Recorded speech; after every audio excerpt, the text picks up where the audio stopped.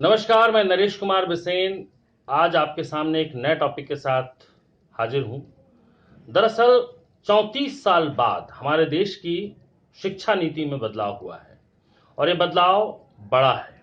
इसीलिए बेहद ज़रूरी है ये जानना कि आखिर हमारे बच्चे, हमारे भविष्य अब किस तरह की शिक्षा पद्धति में शामिल होकर अपना भविष्य बनाएंगे। तो मैं आपको सिलसिलेवार तरीके से एक के बाद एक ये बताता हूं कि आखिर क्या क्या बदलाव हुए हैं। दरअसल 5वीं तक मातृभाषा में बच्चे अब अपनी शिक्षा ग्रहण कर सकेंगे। अंग्रेजी की जो अनिवार्यता अब तक थी वो अनिवार्यता नहीं रहेगी।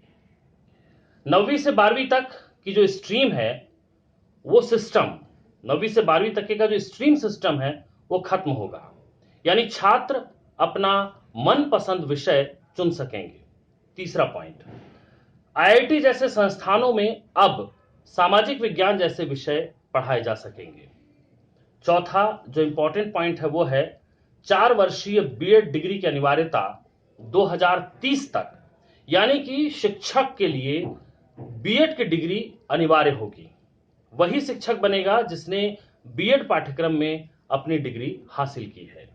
अब आगे बढ़िए। केमिस्ट्री मैथ्स के साथ अब फैशन डिजाइनिंग जैसे विषय लेना संभव होगा। अभी तक ऐसे प्रावधान थे कि आप या तो मैथ्स या केमिस्ट्री या विज्ञान लेते थे, लेकिन अब केमिस्ट्री और मैथ्स के साथ आप फैशन डिजाइनिंग जैसा कोर्स भी ले सकते हैं। पाठ्यक्रम और फीस को लेकर जो है इस गाइडलाइन में बड़ी राहत दी गई है। सरकारी और निजी उच्च शिक्षण संस्थानों में अब एक समान मानदंड तय किए जाएंगे। मतलब ये कि नियामक के फ्रेमवर्क में ही पाठ्यक्रम का शुल्क निर्धारित होगा और इसके अतिरिक्त उसमें कोई भी चार्ज आपसे नहीं लिया जाएगा।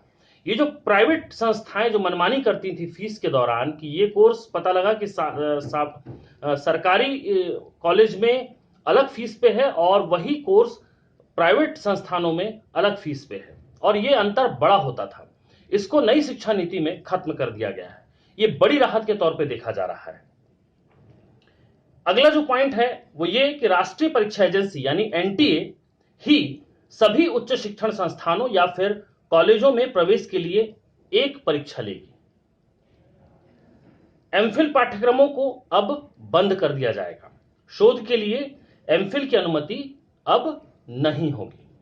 अगला पॉइंट, लीगल और मेडिकल कॉलेजों को छोड़कर सभी उच्च शिक्षण संस्थानों का संचालन सिंगल रेगुलेटर के जरिए ही होगा। ये एक इंपॉर्टेंट पॉइंट है। और जो सबसे जो अहम बदलाव किया है 10+2, जो आप अब तक पढ़ते आए हैं या अपने बच्चों को या आपने खुद जो पाठ्यक्रम पढ़े हैं 10+2 के जरिए पढ़े हैं, लेकिन अब ये पाठ्यक्रम पूरी तरह से बदल दिया जाएगा। ये पाठ्यक्रम अब नए सिरे से कहलाया जाएगा 5+3+3+4। कैसे होगा ये देखिए। पहले 3 साल प्री प्राइमरी के, इसके बाद पहली और दूसरी, यानी ये 5 साल हो गए। प्री प्राइमरी के 3 साल और पहली और दूसरी, उसमें 2 और साल मिलकर के ये 5 साल जो है का पहला 5। दूसरा है तीसरी से 5वीं तक, इसको प्री प्रिपरेटरी स्टेज कहा जाएगा। 5+3 हो गया। फिर 3 कौन सा है? अगले 3 साल यानी कक्षा 6 से 8 तक जो कहलाएगा वो है मिडिल सेगमेंट, मिडिल क्लास। 9वीं से 12वीं तक जो 4 साल होंगे वो कहलाएंगे सेकेंडरी स्कूल। इस तरह से ये जो पूरा पाठ्यक्रम है 5+3+3+4 ये होगा। अगले जो पॉइंट्स हैं वो और इंपॉर्टेंट है। इस पूरे जो शिक्षा नीति है इसमें स्थानीयता का बड़ा ख्याल रखा गया है। यह कहा गया है कि 5वीं तक की जो पढ़ाई है उसमें मातृभाषा में ही कराया जाएगा, यानी मातृभाषा उस स्टेट की या उस राज्य की जो हमारी हिंदी है, जैसे तो 5वीं तक मातृभाषा में ही पढ़ाई की जाएगी। जैसे सपोज तमिलनाडु में है तो तेलुगु में पढ़ाया जाएगा 5वीं तक। जैसे सपोज उड़ीसा है तो उड़िया में पढ़ाया जाएगा। मध्य प्रदेश, उत्तर प्रदेश, यहाँ पे हिंदी है तो हिंदी में पढ़ाया जाएगा। शिक्षा में जो 3 भाषा के फार्मूले को आगे बढ़ाया जाएगा। 3 भाषा मतलब अंग्रेजी, हिंदी और इसके साथ संस्कृत। संस्कृत को प्रमुखता दी जाएगी। नई शिक्षा नीति में संस्कृत को पूरी प्राथमिकता के साथ जोर दिया गया है और स्कूलों से लेकर उच्च शिक्षा तक में इसे प्रमुखता से जगह दी जाएगी, ऐसा प्रावधान नई शिक्षा नीति के तहत किया गया है। छठी कक्षा में ही वोकेशनल शिक्षा पर जोर दिया जाएगा। यह एक बड़ा बदलाव है। छठी कक्षा में वोकेशनल कोर्स का आ जाना नई शिक्षा नीति में एक नए भविष्य की ओर बच्चों को बढ़ाया जाएगा। इसमें वोकेशनल कोर्स आप समझ सकते हैं कि कंप्यूटर शिक्षा है या दूसरी और भी जो वोकेशनल कोर्सेज होते हैं उनका समावेश छठवीं में ही किया जाएगा। स्कूलों में कला, वाणिज्य, विज्ञान की जो स्ट्रीम में जो बंटवारा था अब वो नहीं होगा। कोई ऐसा बंटवारा नहीं होगा कि आप विज्ञान स्ट्रीम के हैं या कला स्ट्रीम के हैं या वाणिज्य स्ट्रीम के हैं। छात्र जो भी चाहे पाठ्यक्रम ले सकता है। बोर्ड परीक्षा में एक बड़ा बदलाव किया है। सीबीएसई की बात करें तो गणित की तरह सभी विषयों को 2 भाषाओं में पढ़ाया जाएगा।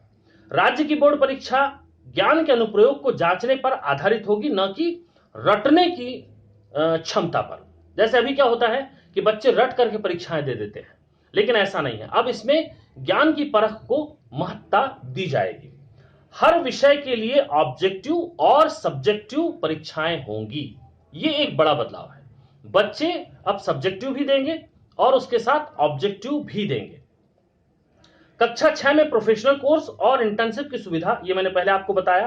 प्रैक्टिकल ट्रेनिंग भी इसी में जुड़ी है और इसी कक्षा में कंप्यूटर कोडिंग भी बच्चे सीख सकेंगे। आप सोचिए कि हमारी शिक्षा नीति अभी तक किस ढर्रे पे थी, अब उसमें ये जो बदलाव है ये एक नया भविष्य लेकर आएगा, एक नया बदलाव लेकर आएगा। रिपोर्ट कार्ड में जो शिक्षक अब तक नंबर देते थे, अब इसमें एक और बदलाव किया गया है। इसमें अब साथियों का मूल्यांकन भी शामिल होगा, यानी प्रोग्रेस कार्ड 360 डिग्री के स्तर का संपूर्ण होगा। इसमें शिक्षक के साथ साथ आपके जो साथी हैं आपके बारे में क्या सोचते हैं, आपके साथी आपके बारे में क्या ख्याल रखते हैं। हो सकता है कि आपके साथी को लगता है कि आप होशियार हैं लेकिन आपने वो नंबर नहीं लिखा और टीचर उससे किसी तरह की दुश्मनी या किसी तरह का वो निकाल ले। इसीलिए अब इसको जो है रिपोर्ट कार्ड को पूरी तरीके से बदल दिया गया है।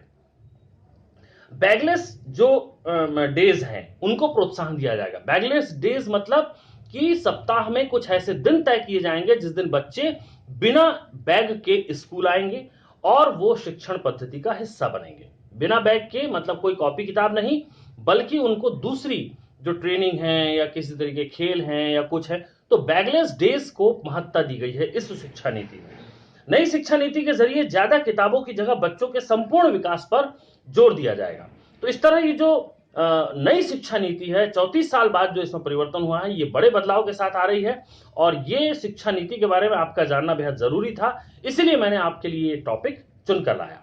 अगर ये टॉपिक आपको पसंद आया हो तो आप इसे शेयर करें, लाइक करें और सब्सक्राइब करें ताकि आपकी जानकारी भी बढ़े और लोगों की भी जानकारी बढ़े। नमस्कार।